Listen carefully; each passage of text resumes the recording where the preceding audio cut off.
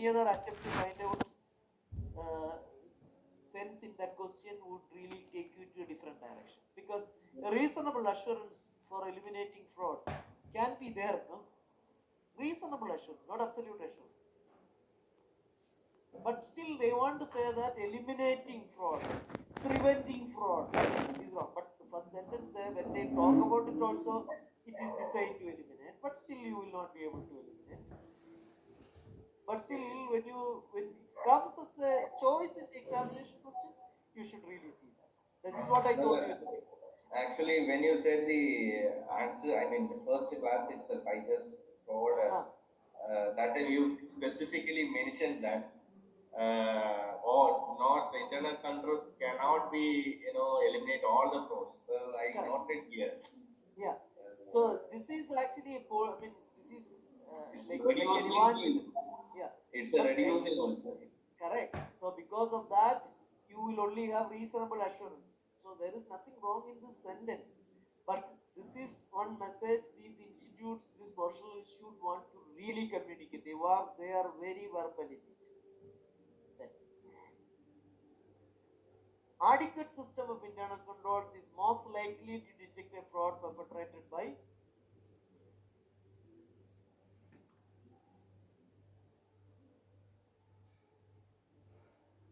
Sami. Give your answer there. Rahna, you have given it. Thank you. Single employee. I have discussed this many times. Trade controls also. Group of managers in collusion, group of employees in collusion, it will be more difficult. See, it will be easier. This is easiest. Right? Correct. Then Yep. group single manager maybe the second Second one. easiest. Then And third is A. Sir, third, if it is sir, if it is least likely to detect a fraud, I think A will be the correct one. Is it? no, I would say C would be the correct. C would be the group managers. It should be I think John got confused over the most likely. Yes, or most likely. Okay, next. Detective, corrective, or directive. Which of the following is representative? No, preventive.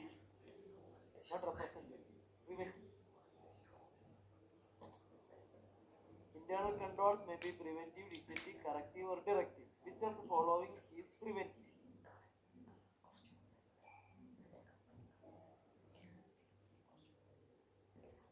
Preparing bank reconciliation, what is it? It is detective. Detective. Using batch totals. That is In batch control, it is detective control. Because, yeah. I mean, it's this thing. Because batch totals, when you have it, after everything is done, into the total time is detective. Then, but Corrective. in a way, that process as such, it prevents also. So, but it is normally classified as detective. Reconciling the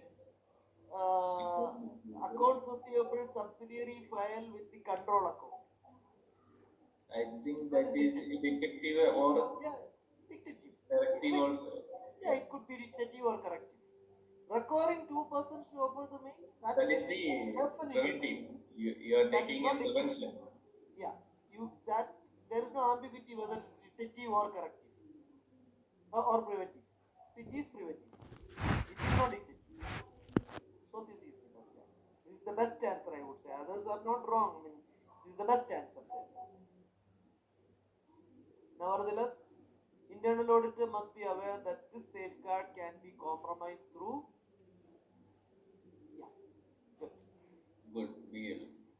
Yeah, Last portion of the page. right. So that is it. We have finished study unit 14. Now we have half an hour, so I can start study unit 15. I had already sent you the study units, I mean digital copy for the benefit of people who were not having the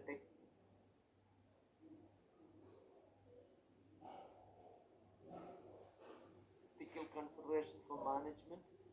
Anyway, they have just given a title, that's it.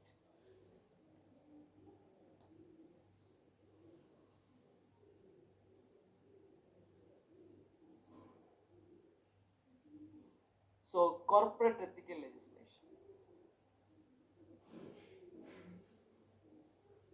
I'll go through it. Give me half a minute.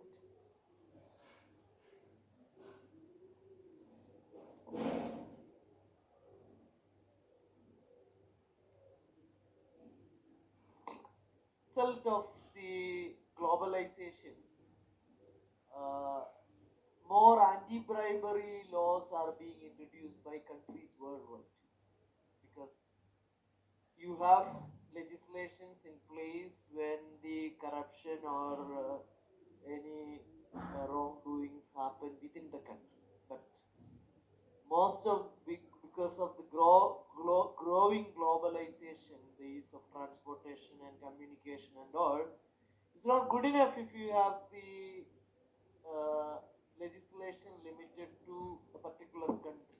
You should have your anti-bribery laws to have territorial jurisdiction. So what did I say? Extraterritorial jurisdictions, right? Because see, if you see here, like anti-money laundering and all, it is really easy for people to have the transaction outside the country and then cover it up. So unless your anti-money laundering policies, everything is supported by legislation which has got extraterritorial jurisdiction, it is not possible to plug that loophole, right? So the purposes of anti-bribery and corruption laws are to prevent illegal practices. Prevent illegal practices means like even here in India, if you want to really have, I mean, so much of black money is there as such. The black money is getting deposited and black money transactions that are done overseas. Like say, even when you are buying a property here in India, uh, people don't transact through bank, they give cash. So you can have the income tax regulations, everything saying that if any person accept cash, not pay cash, accept cash in excess of 2 lakh in a single transaction, that is a violation. Pay cash in excess of 10,000 rupees or 20,000 rupees is a violation. But while those laws are there, if they give, say, millions of dollars outside India, you are not in a position to curb that, then there is no point. So, a property transaction happening in India, but the consideration is paid through their overseas accounts. If the Indian authorities, the country's authorities cannot really catch hold of them, means then there is no point in that. So this kind of transactions are on the rise in the international commerce and trade. You have many things actually, like you can really have corruption, you can really have bribery, you can have financial misappropriation. So this kind of laws should be having extraterritorial jurisdiction. The countries should cooperate in effective implementation of that. So the first such law in the world having extraterritorial jurisdiction for preventing this kind of illegal practices were introduced by United States. That is Foreign Corrupt Practices Act 1977. America being very powerful country, they could really seek the cooperation of many countries to implement that. But the need for that kind of extraterritorial jurisdiction and that kind of global laws were well appreciated, and the need for that is felt by all the countries. Some of the countries were just copying FCPA or introducing more stringent laws than FCPA. For example, in 2010, UK had come up with UK Bribery Act, UKBA, which is much more comprehensive, which is much more strict അല്ല പിന്നെ than, ആരാ എനിക്കറിയത്തില്ല, more ഞാനല്ല. stringent than the പിന്നെ FCPA. അവിടെ ആരാ ഞാനല്ല. Even India, ഞാനല്ലെന്ന്. നിന്റെ നഖം തന്നെ നോക്ക്. നോക്ക് മഞ്ഞിച്ചായിരിക്കുന്നത്. which is in line with FCPA. എന്റെ നഖം So we വെളുത്ത will നഖമാണ്. first go through. First of all, you should really see, appreciate that ഞാനല്ല. globalization requires more. I think I put the wrong slide there. Give me a time to refresh.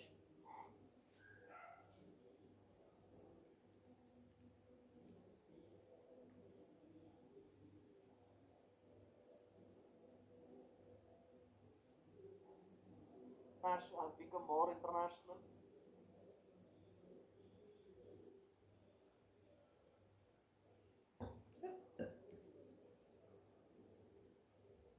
Yeah, I think all of you are back.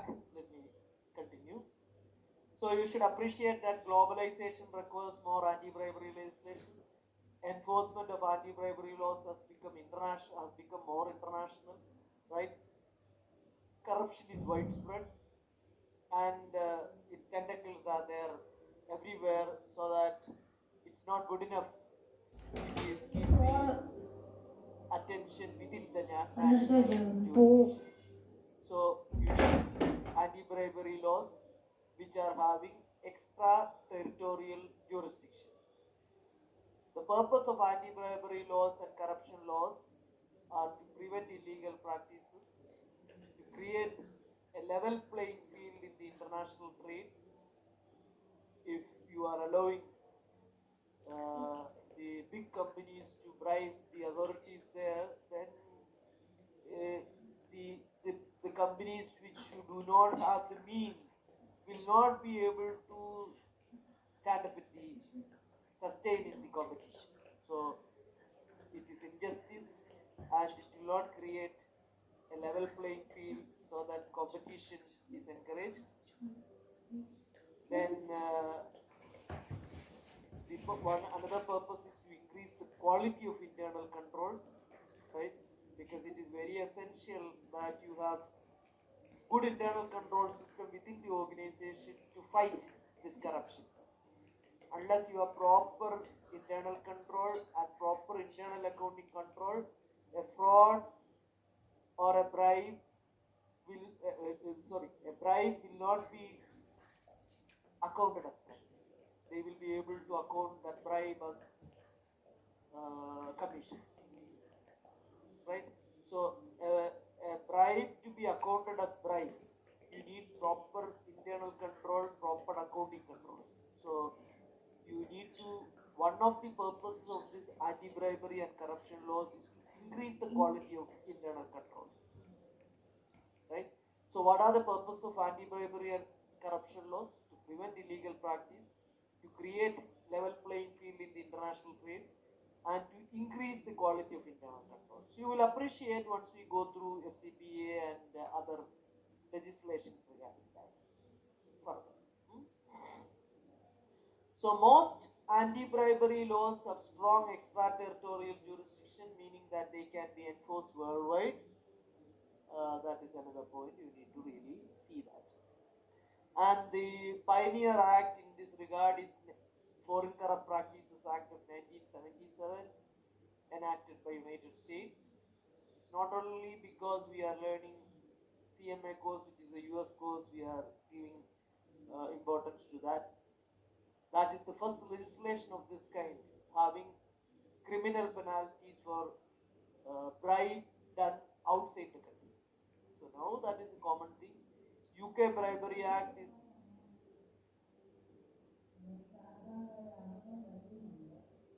but today being the first day, we have only another. I want to stop by before in another 7 minutes. I will be stopping. So I'll just give you a background of the Foreign Corrupt Practices Act. How the US really found the necessity to enact a law to prevent corruption overseas.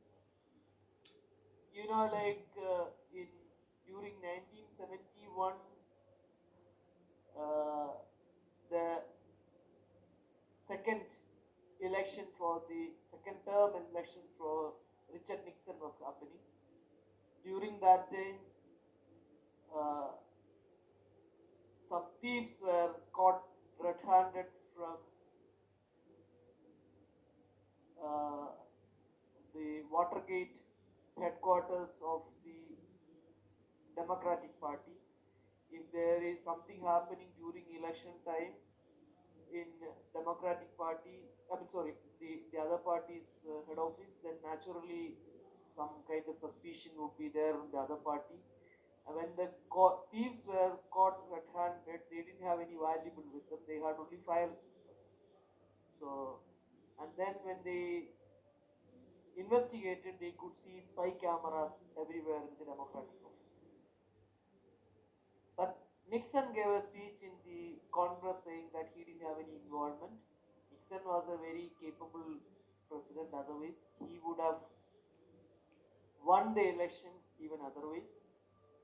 But then that was the period the Vietnam War was going on. You know, Vietnam War was a proxy war, although US was not directly involved. It was a proxy war between US and USSR. So it was really necessary uh, for the incumbent president to continue in office while there is a war, when the country is on a war. So Nixon did not want to turn, I mean, did not want to have any stone unturned. So what he did was actually he did everything, but he still made a declaration, a speech in the Congress saying that he didn't have anything to do with that, and he won the election with one of the best majority in any elections, actually. One landslide victory he had. But then investigation was going on, and then they found that Nixon and Republican Party was involved in it. When they so they went for impeachment. When the impeachment motion is on, if the incumbent president resigns, then impeachment would come to an end. Like that, impeachment proceedings did not start because Nixon resigned. When the president resigned, vice president come into power, and Gary Ford came into power, and then as per the US Constitution, president can pardon anybody's offense. So Richard Nixon was pardoned, but that was the end of a powerful politician. But why I said is actually during this, when this scandal was on, actually they could see the powerful lobby in the US politics. The corporates were giving so much donations for the public using and the government officials, and their contributions and involvement did not stop with US. They were lobbying the power outside United States also. You can have many laws to prevent corruptions within the country, but then what if your business people are spoiling the balance outside the country? They are corrupting the other world. So they should. There is a moral responsibility to enact some legislation to prevent corruption overseas. The American businesses, corporates were paying bribery to foreign officials to obtain or retain business. So SEC could find that some 400 corporates involving 300 million in slush funds. That means on an average it is 0.75 million per company. That is the extent they could find in 1972 to 74 period investigation. By that time, Nixon was out, and FCPA was enacted in 1977 when Jimmy Carter was the president. So this is the background. So this is how it has started. But then this FCPA had two sets of provisions. One is the accounting provisions. The other is anti-bribery provisions. Because although the purpose is to curb the bribe overseas, you cannot do that effectively unless the accounting is proper. Only when the accounting and accounting controls, internal controls are effective, a bribe will be accounted as bribe. Otherwise, a bribe will be accounted as salary. to a person. But when you have proper internal control to account something as salary, you need to have an employer-employee relationship. So a good internal control is a prerequisite for effective management of all these things. So that is well recognized. You have a detailed accounting provision, and then all these things are actually having some implications in the ethics also, right? So a good ethical culture is a real necessity for, it's a prerequisite to have good internal control. So we'll be having all those discussions, and we will, as we are learning the legislation, we will be going in bit more detail than the ethics involved in it. We will go a bit more detail, but you should understand that when people are violating ethical principles, legislations will come, and that is creating two types of problem. One, as students you have to learn. Two, the other normalcy also would be affected in many ways. But then legislation is a necessity when people are not having ethical sense. A proliferation of legislation is a result of people not really understanding and appreciating their duties. In fact, I am a person who is against anybody trying to transform society. Like Aristotle said, the transformation should be within you. But then, if that is not happening, the other alternative is to push for legislation. Right? So this is what is happening everywhere. So we will learn FCPA in detail, the provisions, without going into the unnecessary talk. So we will have that in the next class. FCPA, and then while I discuss FCPA, I will contrast that with UKBA also. Then we will have only minor discussion about very minor discussion about Sarbanes-Oxley Act. So that these are the three legislations we will be going through. Foreign Corrupt Practices Act 1977, because it is the first one. UKBA, United Kingdom UK Bribery Act, because that is the most stringent legislation in the world in this field. Then Sarbanes-Oxley Act, because there you are having a mandate, there is a need for a code of ethics applicable to the finance people, financial officers within the organization. So then when you connect all these things, you will really appreciate the importance of ethics than legislations. Okay? So, see you there in the next